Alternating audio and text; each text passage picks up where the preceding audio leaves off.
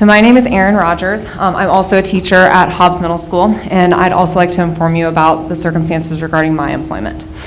So first, to give you a little background information about myself, this is my 8th year teaching. My husband also serves in the U.S. Navy. We have moved around a lot, but no matter where we've lived, I've always managed to teach in whatever district we're living in.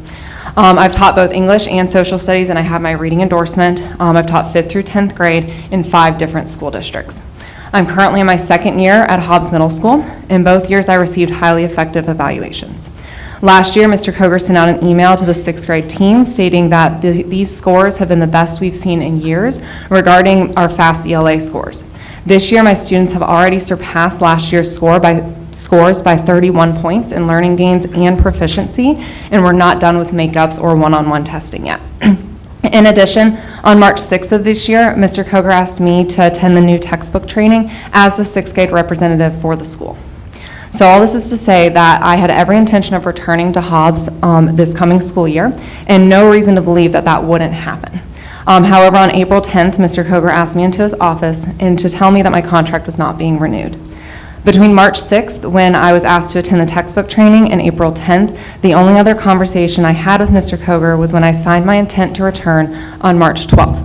During that conversation, I did inform him that my husband was in the Navy and that there was a possibility we may be receiving orders in this next school year. I explained that we hadn't received any official communication from the Navy about a move, but that things could change at any moment either way, but that we ideally wanted to stay throughout the entire school year if that was possible. I've always informed my principals about moves. I have moved in the middle school year before. I'm not required to do that by any means, but I do so out of respect to the school, the students, and the principals. It is never my intention to blindside my administration because I want to give them as much notice as possible.